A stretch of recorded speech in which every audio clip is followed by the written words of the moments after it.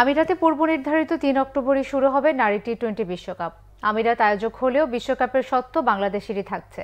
বিশ্বকাপের সার্বিক প্রস্তুতি দেখতে আমিরাত গেছেন বিসিবির নতুন সভাপতি ফারুক আহমেদ।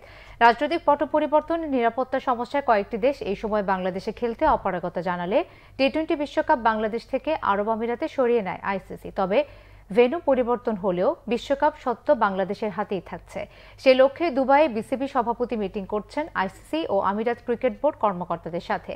আইসিসি প্রধান নির্বাহী জিওফ অ্যালারডাইসের উপস্থিতিতে আমিরাত ক্রিকেট বোর্ডের প্রধান মাবারাক আল নাহিয়ান এবং সচিব মুবাশশির উসমানের সাথে বৈঠক করেছেন বিসিবি সভাপতি। সাথে ছিলেন BCB CEO Nizamuddin Chowdhury Sujan.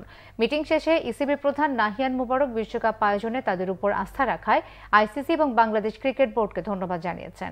BCB সভাপতিও আমিরাত ক্রিকেট বোর্ড সভাপতিকে ধন্যবাদ জানিয়েছেন দ্রুততম সময়ের মধ্যে নারী টি-20 বিশ্বকাপ আয়োজনের দায়িত্ব নেয়। বিশ্বকাপের 23টি ম্যাচের মধ্যে দুবাই আন্তর্জাতিক ক্রিকেট স্টেডিয়ামে ফাইনাল ও একটি সেমিফাইনাল সহ হবে 12টি ম্যাচ, আর শারজা ক্রিকেট স্টেডিয়ামে হবে 11টি match. 3 October Bangladesh Scotland match দিয়ে শুরু হবে বিশ্বকাপ।